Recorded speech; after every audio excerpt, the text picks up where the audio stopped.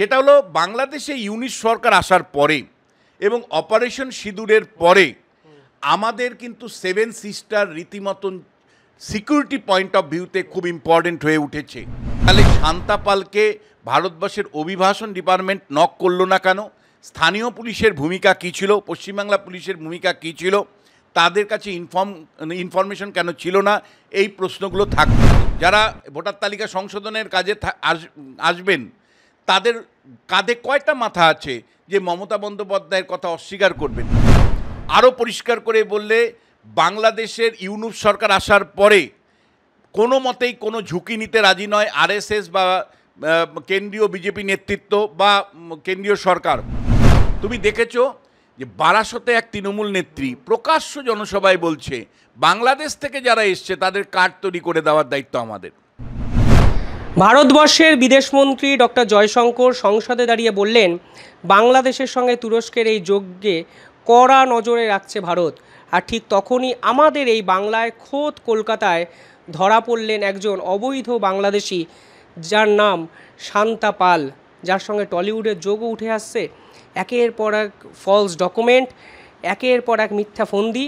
সবথেকে ইন্টারেস্টিং বিষয় হলো, এই শান্তা পাল কিছুদিন আগে ঠাকুরপুকুর থানায় গিয়ে অভিযোগ করেছিলেন এক প্রতারণার বিরুদ্ধে। জানি না কিভাবে ব্যাখ্যা করবেন, তবে মোহাম্মদ ইউনুস যেভাবে ভারতকে নিয়ে চক্রান্ত করছে, সেই চক্রান্তের শেষটা কোথায়? আমার সঙ্গে এই মুহূর্তে কথা বলতে উপস্থিত আছেন বিশ্লেষক অধ্যাপক বিশ্বনাথ চক্রবর্তী।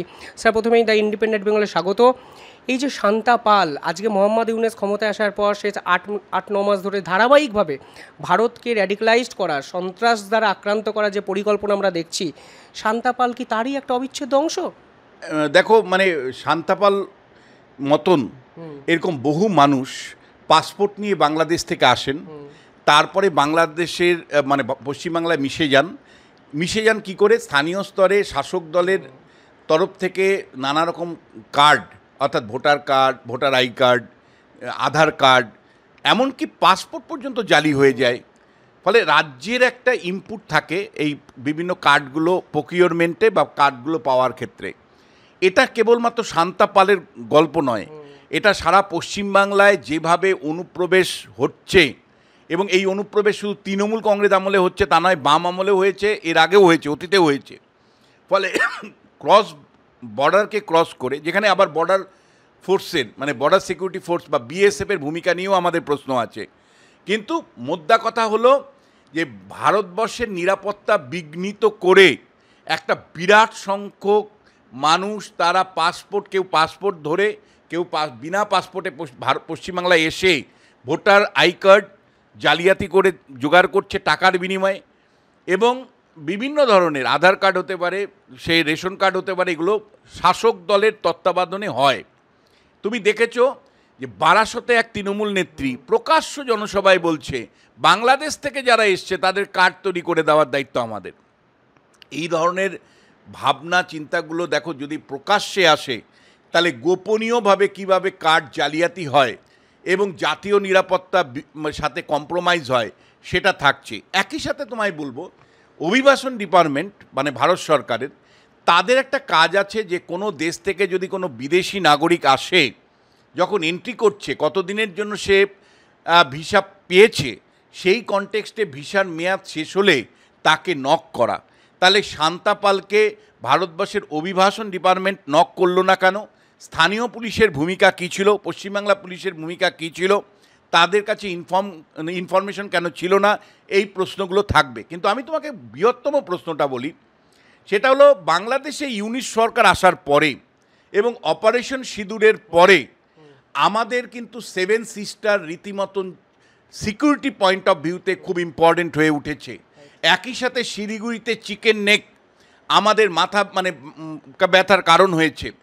এইরকম অবস্থায় যে কোনো অবৈধ অনুপ্রবেশকারী সে, এবং যদি পাসপোর্ট নিয়ে এসে সে যদি কোনো ষড়যন্ত্রে লিপ্ত থাকে, যেটা অপারেশন সিঁদুরের পরে দেখেছো পাকিস্তানের এজেন্ট হিসাবে কাজ করেছে একাধিক, জ্যোতি মালহোত্রার অভিযোগ উঠেছিল। এই ক্ষেত্রে শান্তা পাল এই ধরনের এজেন্ট হিসাবে কাজ করছে না, তার গ্যারান্টি কোথায়? একইভাবে তোমায় প্রশ্ন তুলতে চাই, অপারেশন সিঁদুরের পরে এবং ইউনুসের মৌলবাদী সরকার আসার পরে যেভাবে পাকিস্তানের জিহাদিরা বাংলাদেশকে ব্যবহার করে নর্থ ইস্ট এবং পশ্চিমবাংলায় ঢোকার চেষ্টা করছে।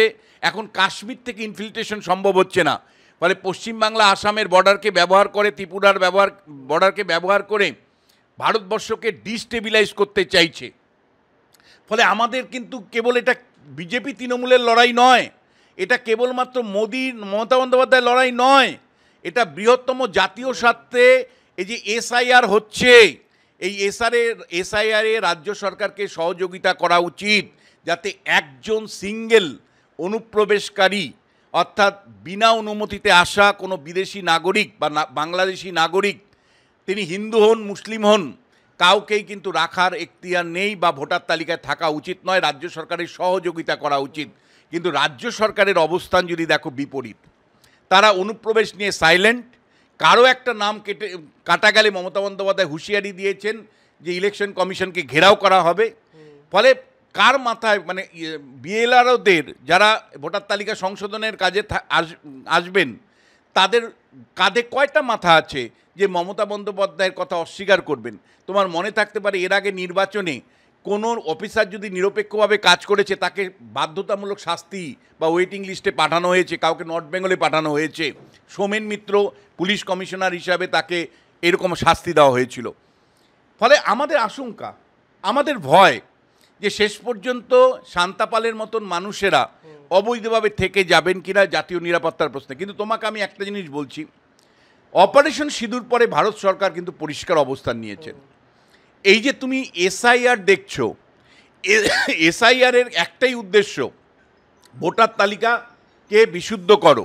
এই বিশুদ্ধর ক্ষেত্রে মৃত ভোটারকে বাদ দাও যেমন আছে, দুই বা একাধিক জায়গায় নাম আছে তাদেরকেও বাদ দিতে হবে, স্থায়ীভাবে অন্য জায়গায় চলে গেছে তাদেরও নাম বাদ দিতে হবে, কিন্তু একই সাথে অনুপ্রবেশকারীদেরকেও বাদ দিতে হবে বলেই পরিষ্কার করে বলছে 2003 সালের যে ভোটার তালিকা, ওটাকে বেস করার পরে যাদের নাম উঠেছে তাদের পরিচয়পত্র যাচাই করা হবে। তার মানে পরিষ্কার ভারতীয় নাগরিক কিনা সেটা দেখে নেওয়া হবে। এটা বিজেপি, মানে এটা কিন্তু কেবলমাত্র বিজেপির প্রশ্ন নয়, এটা নরেন্দ্র মোদী, একেবারে মোদী অমিত শাহ বা আরএসএস বলা যায় জিরো টলারেন্স রাখতে চাইছে র্যাডিক্যালিস্টদের এগেনস্টে। আরও পরিষ্কার করে বললে, বাংলাদেশের ইউনুস সরকার আসার পরে কোনো মতেই কোনো ঝুঁকি নিতে রাজি নয় আরএসএস বা কেন্দ্রীয় বিজেপি নেতৃত্ব বা কেন্দ্রীয় সরকার। তারা জিরো টলারেন্সে, মানে যারা অনুপ্রবেশ ঘটেছে তাদেরকে আটকাতে চাইছে। তারা খুব ভালো করে জানে যে এসআইআর করতে গিয়ে মমতা বন্দ্যোপাধ্যায় যে রাজনৈতিক সুযোগ বা অপরচুনিটি পাবেন, তাতে 2026 সালে বিজেপির আসন সংখ্যা 50-এর নিচে নেমে যেতে পারে বাংলায়। তারা জানেন বিজেপি হেরে যেতে পারে।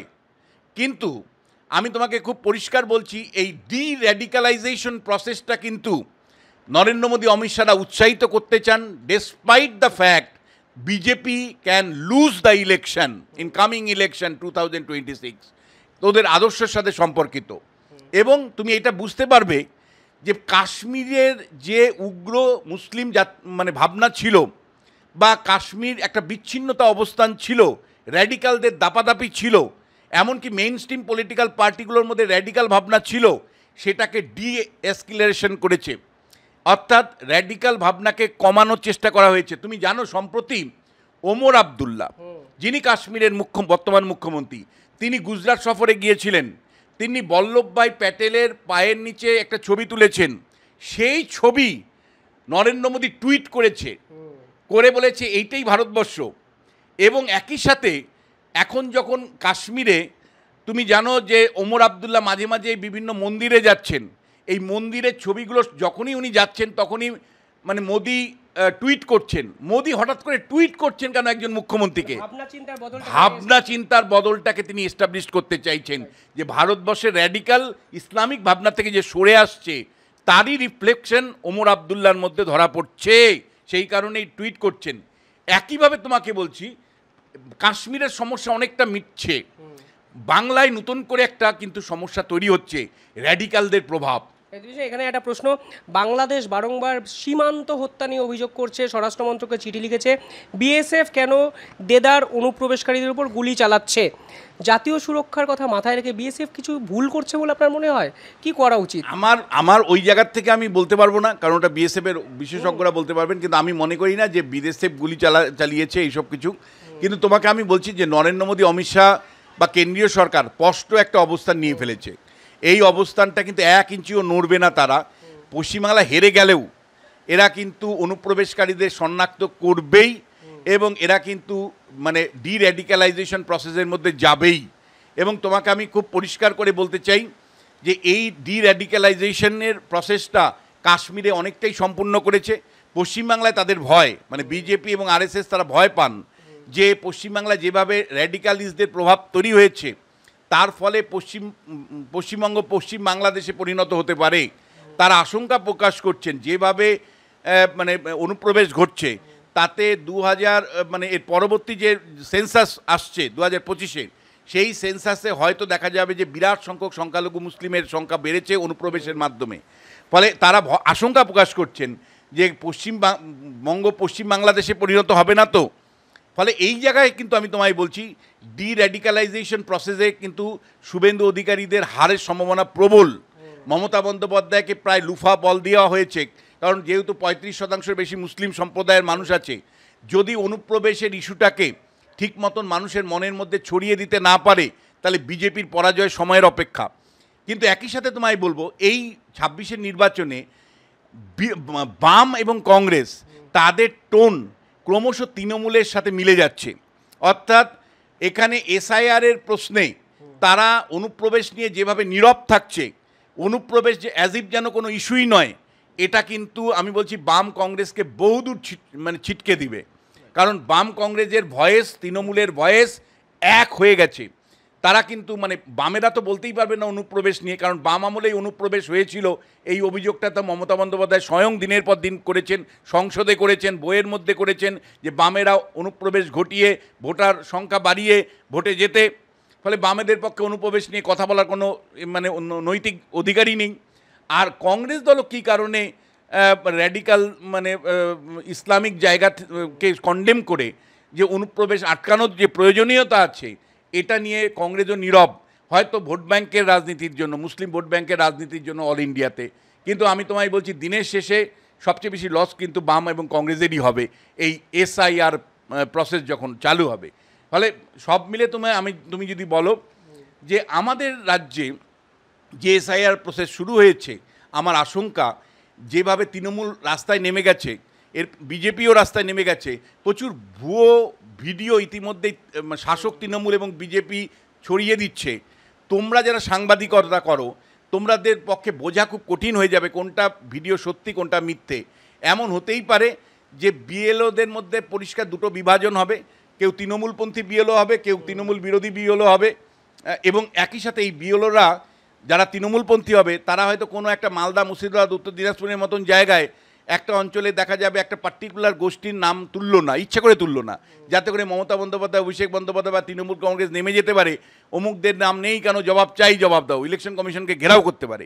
আবার একইভাবে তৃণমূল বিরোধী বিএলওরাও হয়তো এমন একটা অবস্থান নিতে পারে যে কিছু হিন্দুদের নাম বাদ দিয়ে দিল, আর শুভেন্দু অধিকারী রাস্তায় নেমে বেরিয়ে গেল, হিন্দুদের নাম বাদ দিল কে, তৃণমূল ছাড়া আবার কে। ফলে এই রাজনৈতিক তরজায় শেষ পর্যন্ত বিশুদ্ধ ভোটার তালিকা আদতেও তৈরি হবে কি না, নাকি শান্তা পালের মতন মানুষেরা টিকে যাবে পশ্চিমবাংলায়, এই প্রশ্নটা আমার থাকলো। অবশ্যই, নিঃসন্দেহে। কেনই বা আমরা দলীয় রাজনীতি, ধর্ম, হিংসা, ভেদাভেদ সমস্ত কিছুর ঊর্ধ্বে উঠে জাতীয় সুরক্ষার কথা ভাববো না? প্রশ্ন তো দিনের শেষে উঠবেই। তবে অবৈধ বাংলাদেশি আজ আমাদের দেশের ইন্টারনাল ইস্যুর পাশাপাশি এক্সটার্নাল ইস্যু, যেটা বিশ্লেষক বিশ্বনাথ চক্রবর্তী বললেন, এবং বাংলা থেকেই অনুপ্রবেশকারীকে আলাদা করে বার্তাটা আন্তর্জাতিক স্তরে দেওয়ার চেষ্টাও করবেন মোদী এবং অমিত শাহ। অন্তত বাংলাদেশের র্যাডিক্যালাইজড মোহাম্মদ ইউনুসকে যে জোর ঝটকা ভারত সরকার দিচ্ছে, পরিষ্কার বোঝা যাচ্ছে অন্তত এই পদক্ষেপগুলোতে। দেখতে থাকুন দ্য ইন্ডিপেন্ডেন্ট বেঙ্গল। অসংখ্য ধন্যবাদ স্যার, ধন্যবাদ আপনাদেরও।